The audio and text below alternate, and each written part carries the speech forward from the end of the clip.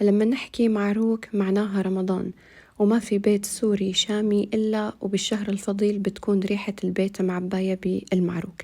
طعم غرام والريحة ولا أروع. يلا معي نحضر الوصفة سوا.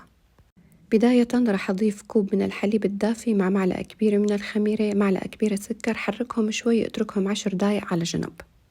بعد 10 دقايق رح أضيف نص كوب من الماء الدافي، نصف كوب من السكر، معلقة صغيرة شومر، نص معلقة صغيرة من المحلب، ربع كوب حليب بودرة، معلقة صغيرة بيكنج باودر، وربع كوب من الزيت النباتي، ظرف فانيليا. وبالبداية رح أحط تقريبا كوبين من الطحين وابتدي أعجنهم بالعجان. وإذا ما كان متوفر عندك العجان بكل بساطة بتقدري تعجني العجينة على إيديك. طبعا هون نزلت كمان بالكوب الثالث وبلشت أعجن. هلأ خليني لكم على شغلة كتير مهمة، إنه الطحين ما له مقدار معين، لأنه نوعية الطحين من بلد لبلد بتختلف امتصاصه للسوائل. لهيك بكل وصفات المعجنات دائما بنصحكم إنه تضيفوا مقدار الطحين بالتدريج. يعني العجينة بتاخد معكم من 4 ل5 أكواب، وممكن كمان تاخد معكم أقل، يعني تقريبا 4 أكواب ونص. هلأ بعد ما أشوف العجينة اتماسكت معي رح أنعمها بمعلقة من الزبدة الطرية واستمر بالعجن لحتى تصير عندي عجينة ناعمة وملساء. رح تكون نوعا ما شوي بتلزق، وهذا الشي طبيعي لأنه نحن بالنهاية بدنا نحصل على عجينة طرية وخفيفة. صارت عندي العجينة جاهزة، هلأ بغطيها وبريحها بمكان دافي مدة تقريبا ساعة.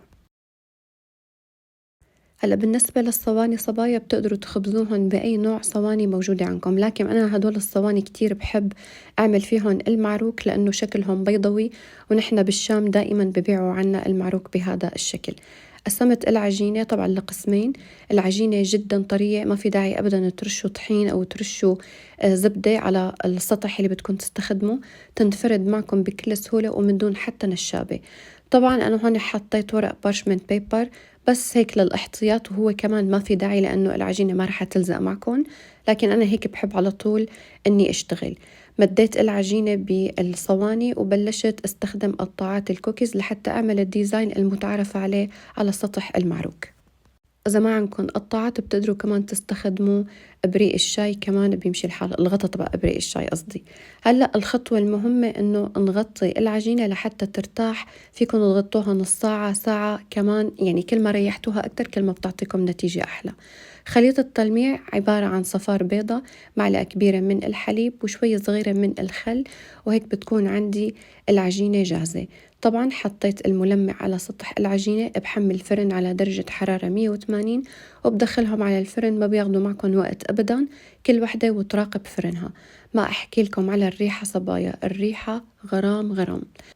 وهو والمعروك سخن لازم ندهن الوجه بشوي من القطر. أنا دائما بعمل قطر وبخلي عندي بالبراد لوقت الاحتياج، وبطلعه لما بدي استخدمه.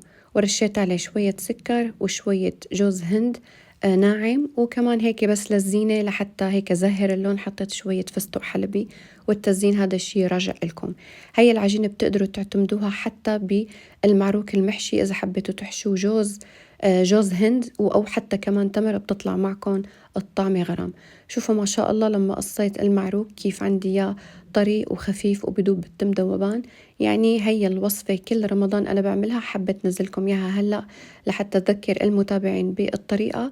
بتمنى تكون الوصفة نالت على إعجابكم، وما تنسوا إذا الفيديو عجبكم إنكم تضغطوا على لايك سبسكرايب وشير وتفعلوا زر الجرس لحتى يصلكم إشعار بكل فيديو جديد رح ينزل. وإن شاء الله بشوفكم بفيديو قادم.